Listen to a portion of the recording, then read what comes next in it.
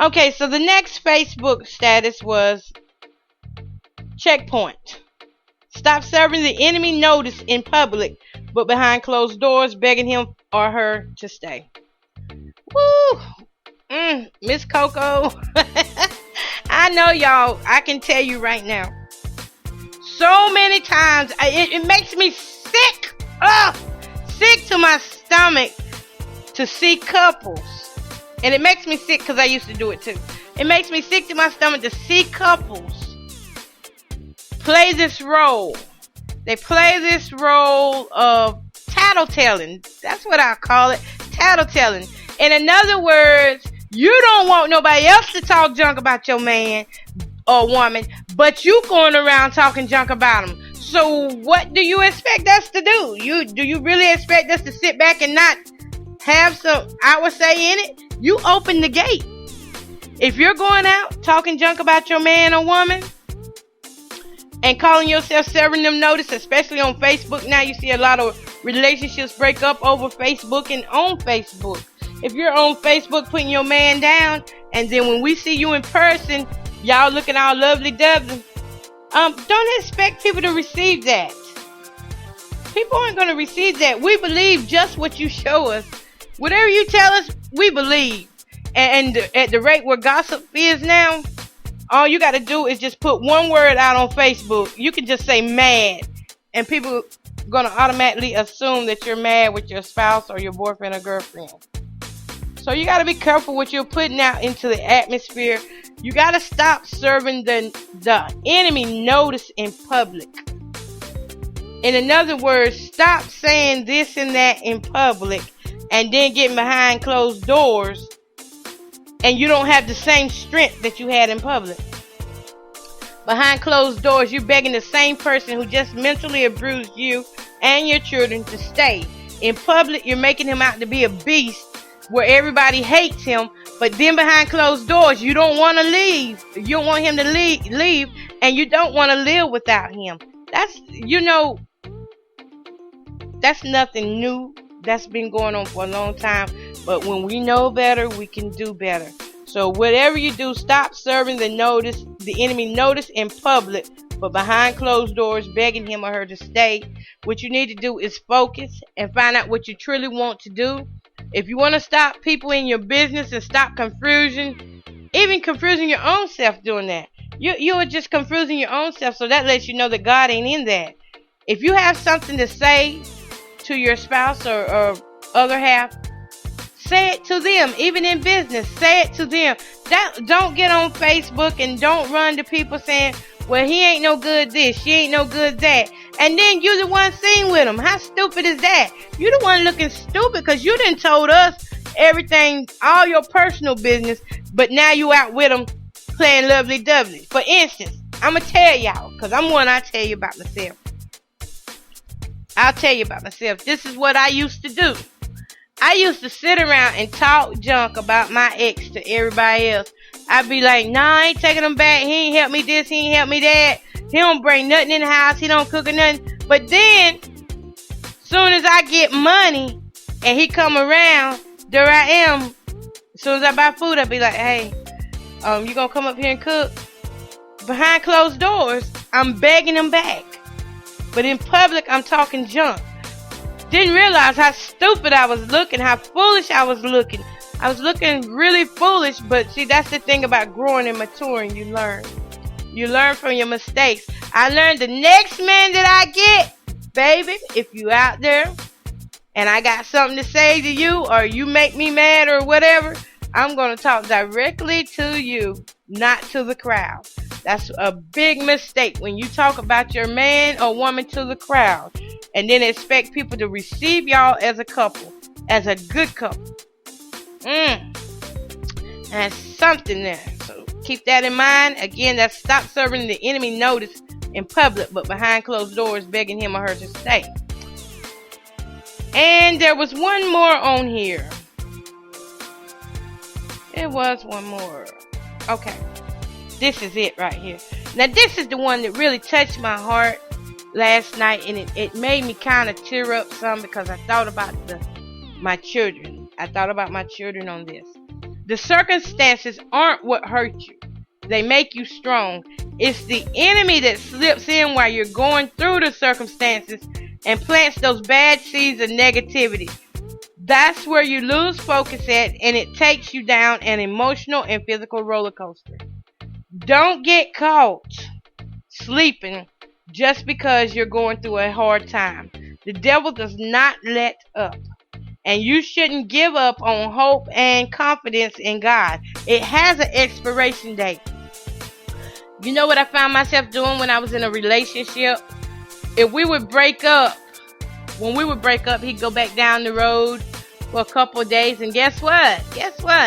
Jamie would find something in the house to complain about or say was broken so that I could go back and get that man and he could come back in the house. It would start off like that.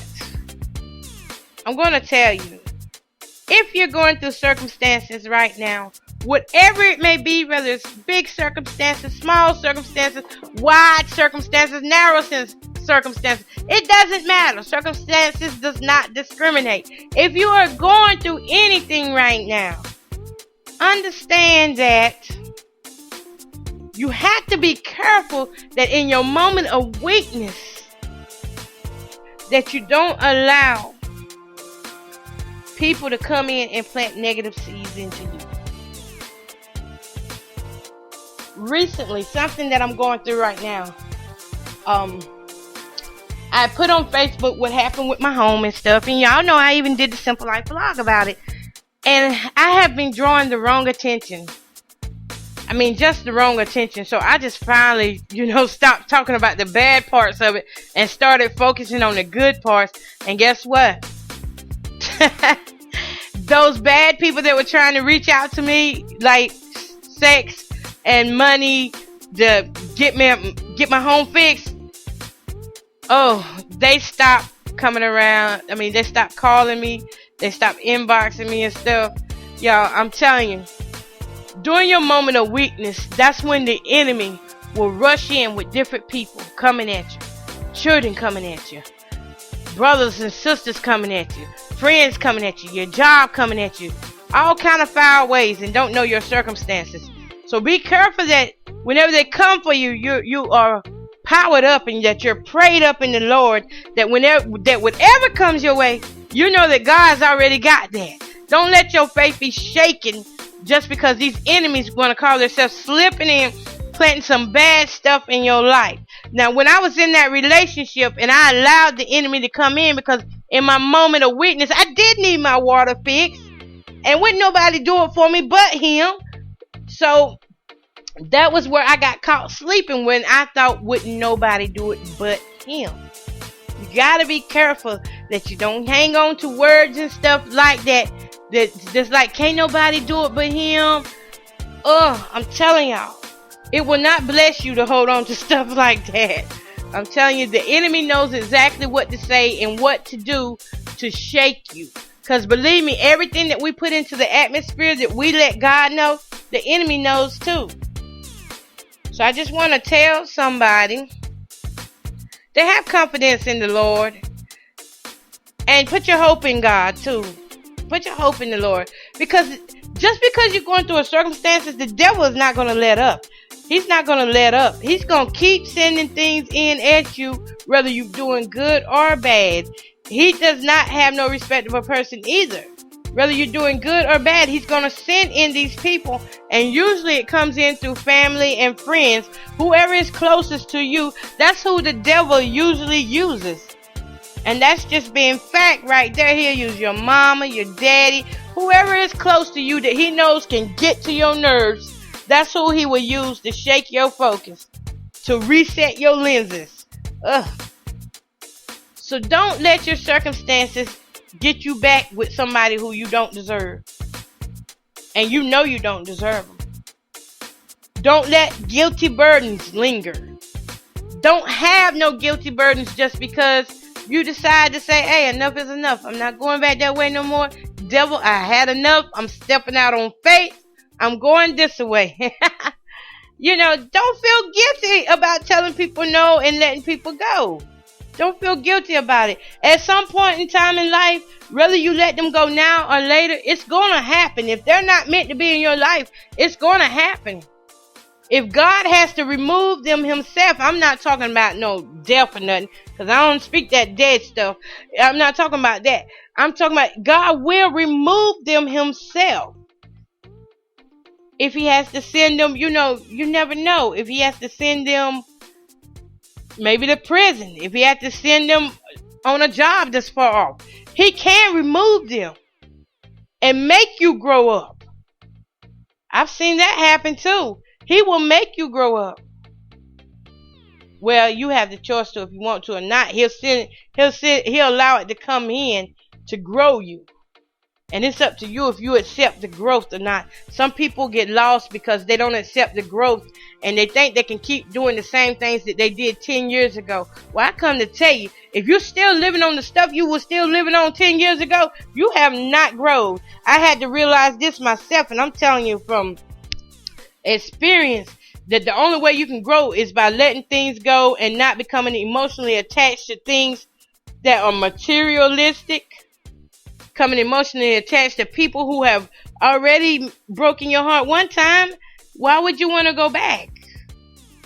We have to start using spiritual sense along with common sense, and a better life we'll live. A whole lot better life we'll live. So if anyone out here today is in a relationship that's broken, hurt beyond recognition, it's so battered, and y'all been fighting and cussing one another out, putting each other down for years, or maybe not be years, it might be months. If it's to the point that you can't respect each other and that you got to try to pull each other down, it's best to let it go. Nip it in the bud. It's gonna hurt. Yes, it hurts. But eventually, if you keep going, either your life is gonna get taken from it. And now I'm talking about the natural death. When you get to the point where anger is like that, you will do anything. Do you know how many times I cut that man? I got to the point where I was so mad that I wanted to kill him and I wanted to love him. Oh, y'all, that's a whole nother topic. Whole nother show. Let me stop that right there. That's a whole nother show. But I got that man inside that, yes, I tried to hurt him. But I didn't want to hurt him. But it was making me so mad, and he tried to hurt me. We were just hurting each other back and forth with words. And sometimes physical altercations.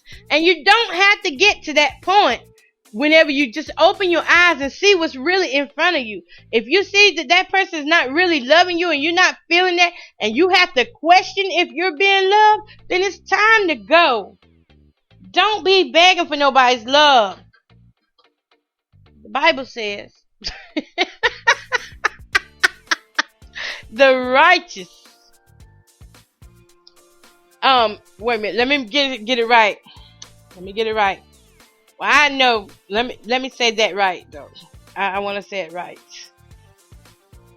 I don't want to add to that, but we don't have to beg for anything. Anything at all. We do not have to beg. And if you don't believe, go to Psalms 37:25. And I'm just going to read this to you. I was young and now I am old, yet I have never seen the righteous forsaken or their children begging for bread. Now, if you where you supposed to be, you ain't gonna have to worry about lacking any of that stuff. You might not get what you want or who you want, but God got somebody in place for you. So don't get the big head and start going by looks or what's in the wallet, because I'm going to tell you, it might not be what you need. And you have to allow God to put that right person in your life. He said, I have never seen the righteous forsaken or their children begging for bread. And I stand by that. I always said that about my daddy. I said, God, if we were Broke or poor, couldn't tell. Couldn't tell because we always had. And we never saw daddy